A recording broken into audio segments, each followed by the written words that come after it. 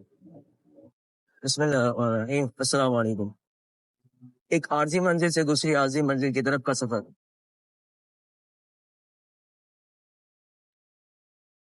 سب سے پہلے دعا سفر کی۔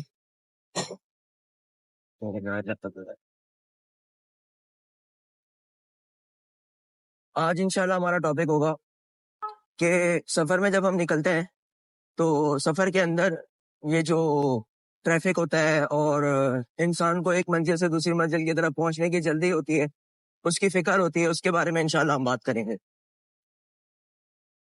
جیسے مثال کے طور پہ اگر ہم بات کریں کہ ہم سفر میں نکلتے ہیں تو سفر میں ہمیں راستے کے اندر ٹریفک ملتا ہے اور ہمیں اپنی منزل کی طرف پہنچنے کی بہت زیادہ جلدی ہوتی ہے، تو اس کے لیے پھر ہم کیا کریں؟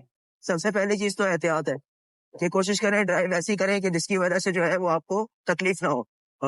وقت پر پہنچنا ٹھیک ہے، ضروری ہے، لیکن سب سے پہلے سیفٹی ضروری ہے۔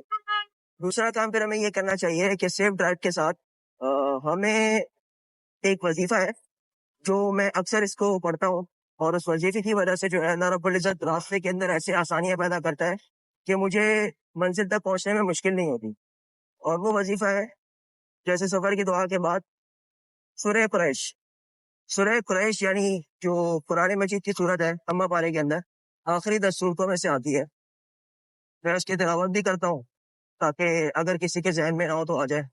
اعوذ باللہ من الشیطان الرجیم، بسم اللہ الرحمن الرحیم، لإيلاف قريش إيلافهم رحلة الشتاء والصيف فليعبدوا رب هذا البيت الذي أطعمهم من جوع وآمنهم من خوف صدق اللہ العظیم۔ جب آپ سفر کے لیے نکلے تو سفر کے اندر اس صورت کا ذکر کریں، قریباً 11 مرتبہ 11 بار اس صورت کو پڑھیں، انشاءاللہ اللہ کے حکم سے آپ کو راستے کے اندر جو ہے وہ ٹریفک وغیرہ اتنا نہیں ملے گا۔ 10 بار۔ دوسری بات، اگر آپ پڑھنا بھول جائیں یا آپ کسی ٹریفک میں پھنس جائیں تو آپ اس کا اہتمام اس وقت کریں کثرت سے، بنا کسی عادت کے۔ تو جب آپ اس کو پڑھتے رہیں گے تو اس کی برکت سے اللہ تعالیٰ کیا کرتا ہے، راستے کو سادہ کر دیتا ہے، کھول دیتا ہے۔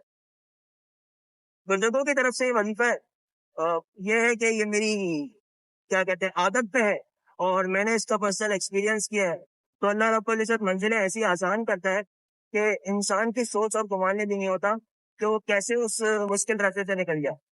پھر انسان اگر اس کا اللہ پر ایمان نہ ہو تو اس کے دماغ میں یہ خیالات ہوتے ہیں کہ میری بائک تھی تو گاڑیوں کے درمیان میں سے نکل گئی اور ٹریفک میں سے نکل گئی، جبکہ کبھی کبھی ٹریفک ایسا ہوتا ہے کہ آپ چاہے بائک پہ ہو یا پیدل ہو، آپ نے پھنسنا ہو، آپ کے نصیب میں لکھا ہے تو آپ پھنستے ہیں اس ٹریفک کے اندر۔ لیکن اگر اللہ رب العزت نے آپ کے لیے آپ کا ایمان ہے اور آپ نے ایمان کے ساتھ کسی چیز کو کیا ہے اور اللہ پر توکل کیا ہے، تو پھر کیا ہوتا ہے کہ آپ کو دکھتی ہیں وہ چیزیں کہ میں کس طریقے سے کتنی مشکل سے جو ہے وہ اس راستے سے نکلا ہوں، اور آپ کو علم بھی نہیں ہوتا کہ جو ہے وہ راستے کی مشکلات کیسے دور ہوتی جاتی ہیں۔